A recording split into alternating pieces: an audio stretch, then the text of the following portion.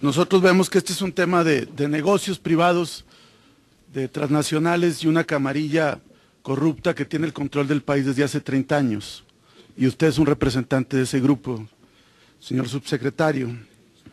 Nos sorprende ahora que la Secretaría de Hacienda se va a convertir en la supersecretaría del sector energético.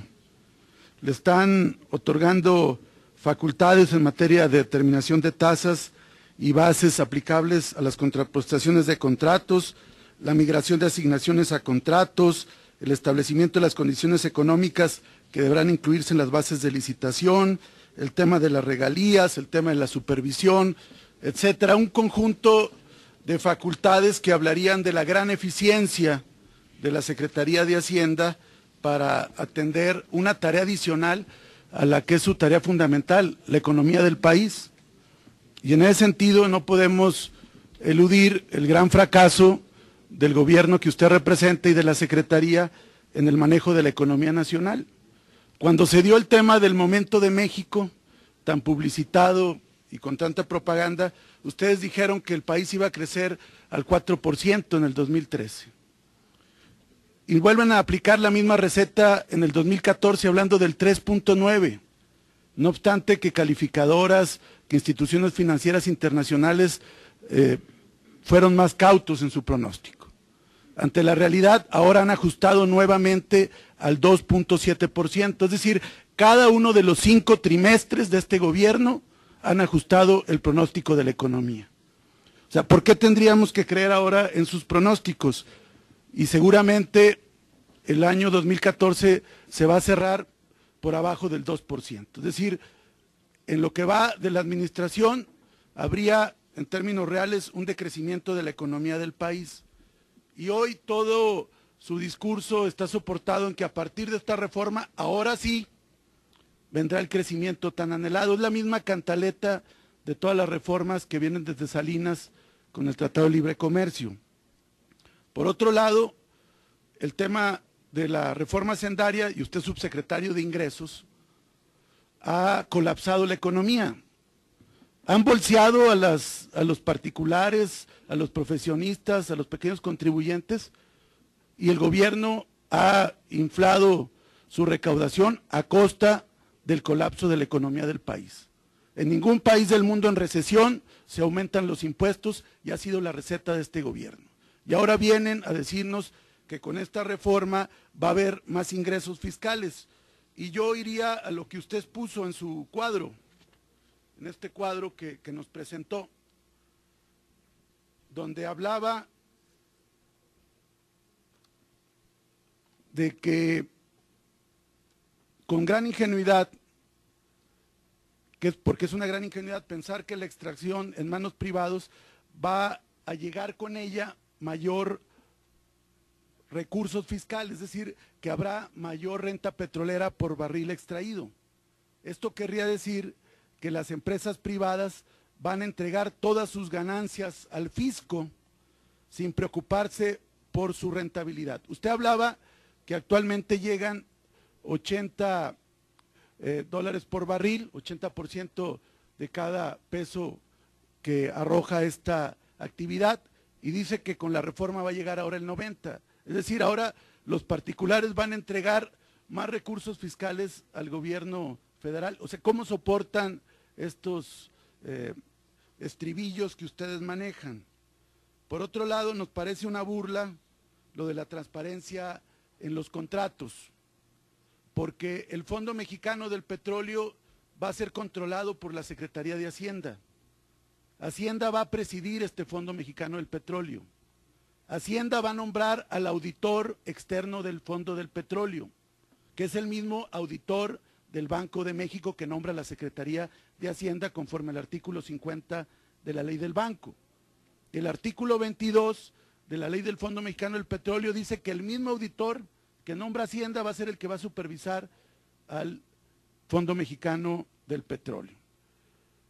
Y por otro lado habla de que habrá más transparencia en los contratos, y esto en realidad no resiste la crítica, el análisis, señor subsecretario, porque están todo el contratismo corrupto que hay ahorita en Petróleos Mexicanos, con Oceanografía, con Evia, el tema de Hewlett Packard, el tema de Mexicana de Lubricantes, y son contratos de servicios.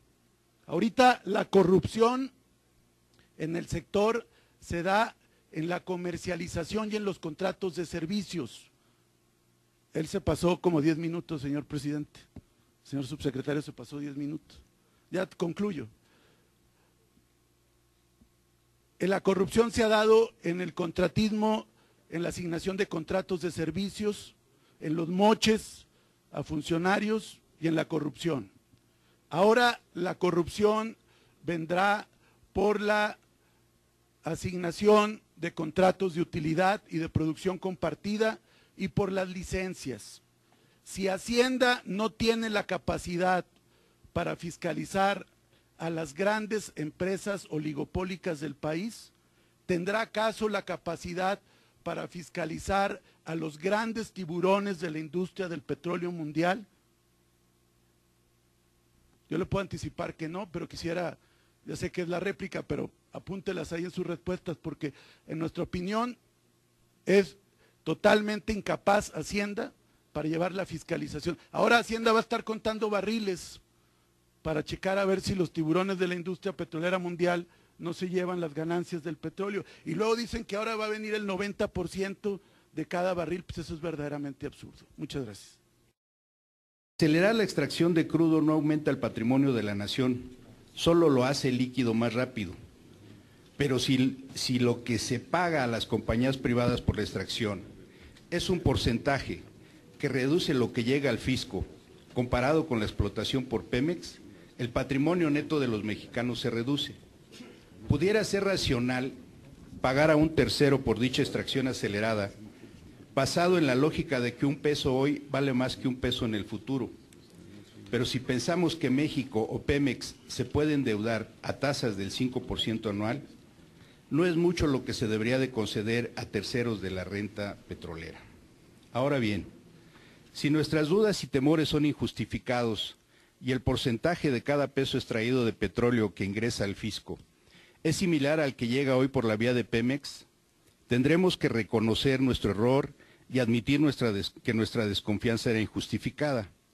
Y ojalá así fuera, porque queremos que le vaya bien a México, que las propuestas del señor presidente de la República sean las apropiadas para que a los mexicanos nos vaya bien. Pero si nosotros estamos en lo correcto y ese porcentaje se reduce significativamente, insistiremos en que haya responsables legalmente. Tendremos que darles cuentas y haremos del conocimiento público periódicamente los resultados reales de la reforma energética en el patrimonio de todos los mexicanos. Por su atención, muchas gracias, señor subsecretario. Efectivamente, como ya lo han comentado aquí mis compañeros que me han antecedido en la palabra, estas son unas reformas trascendentales para la vida de nuestro país. Y se ha comentado que estas reformas se llevan a cabo y que uno de los objetivos principales es para detonar la economía de nuestro país. Pero a nosotros nos saltan aquí algunas dudas que nos gustaría que nos las aclarara. En el artículo 31 de la ley del decreto de ingresos sobre hidrocarburos, nos dice: las bases de licitación de los contratos y los contratos deberán prever que solo podrán participar en los procesos de licitación para la adjudicación de cada contrato empresas productivas del Estado, personas morales o asociaciones en participación cuyo objeto sea exclusivamente la exploración y extracción de hidrocarburos y actividades conexas, y que no tributen en el régimen fiscal opcional para grupos de sociedades a que se refiere el capítulo 6 del título 2 de la ley del impuesto sobre la renta, y otras cosas más. Si aquí se ha manifestado que esta reforma es para detonar la economía en nuestro país, y de acuerdo con el INEGI, la economía nacional está sustentada sobre la micro y mediana empresas que representan aproximadamente el 78% de la economía nacional, pero además le dan empleo al 80% de la población económicamente activa de nuestro país. En este artículo reciben un trato discriminatorio, en el cual se verán imposibilitados de participar para asignaciones o licitaciones y así obtener un contrato de trabajo. Entonces, ¿de qué manera se va a detonar la economía en nuestro país si no se les permite participar a la pequeña y mediana empresa que generalmente tributan en el régimen fiscal opcional? Por su respuesta, muchas gracias, señor subsecretario. Gracias.